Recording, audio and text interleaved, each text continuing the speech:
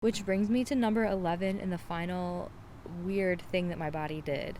And this is perhaps the weirdest one.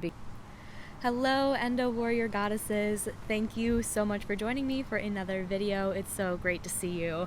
If you haven't read by the title of today's video, today I'm going to be talking about some of the strange things that my body did after endometriosis surgery while I was healing. So I'm going to be getting a little bit more vulnerable, up close and personal with you, so that's why we're like right here at an arm's length distance away.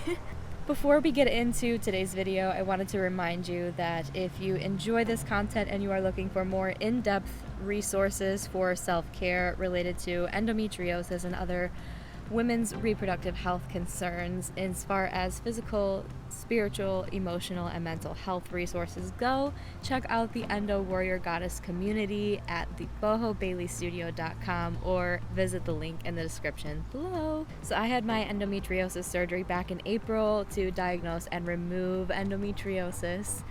Let me know in the comments below if you had your endometriosis surgery, if you are post-op, and if you feel brave and up to it, then let me know some of the weird things that your body did after surgery too.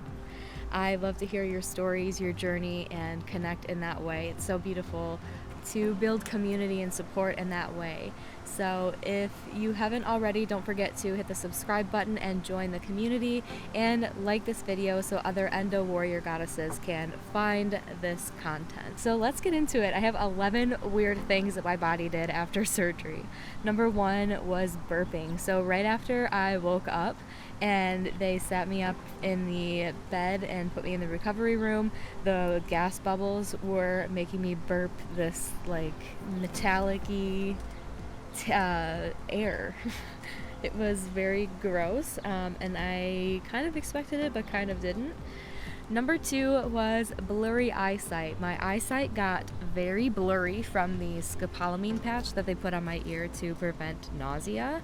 But in lieu of preventing nausea, it also made my eyesight very blurry for a couple of days after surgery. The third one is I had at least 3 nosebleeds after surgery because of the oxygen that they had in my nose while I was under. My nose was just very dry, so if you have a humidifier, I would put that in your room when you are healing. The fourth one is constipation, so make sure you stay on a Miralax regimen for a week or 2 after surgery.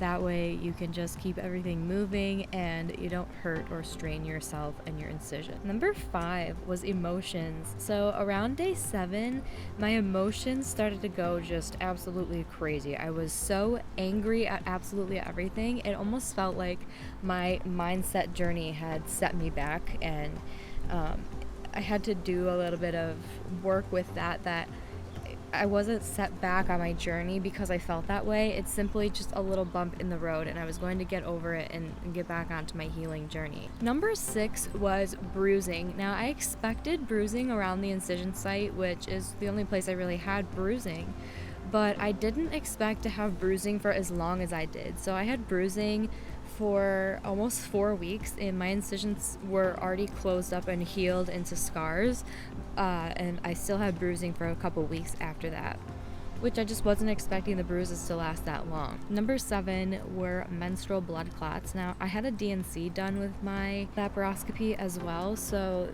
this was to be expected. Not necessarily clots, but really big clumps as far as like discharge went. So for me, it was nothing to worry about, but follow your post-op instructions and follow up with your doctor as you see fit. Number 8 was side pain. So for like around week 2 and 3, my sides got really sore, and I don't know if it was just because I was using muscles that I was starting to use muscles again that I wasn't used to using because I was resting and recovering from surgery, but my sides were very sore for a couple days. Number 9 was energy bursts. So it was really weird because for a couple weeks after surgery, I was staying up like most of the night wanting to work on projects and feeling well enough to do that. And that was never something that I was able to do before. Number 10 was belly hair. So this was a super weird one, and I know this was a hormone thing where the hair on my stomach, like above my belly button, it started to grow in not necessarily like thicker, but darker. It was very weird, which brings me to number 11 and the final weird thing that my body did. And this is perhaps the weirdest one because I'm not pregnant. I've taken so many pregnancy tests, but my body started to develop what's called the linea nigra. I think that I'm pronouncing that right. And that's what they call the pregnancy line on the dark line on the belly during pregnancy. And I, for the life of me, can't figure out what hormone is causing that. But if you have any insights to that and you want to leave it in the comments below, all is welcome. But that's all I have. 11 weird things I think is plenty of weird things. So I hope you enjoyed today's video. As always, don't forget to let me know in the comments below if you enjoyed this video and what weird side effects you had after endometriosis surgery.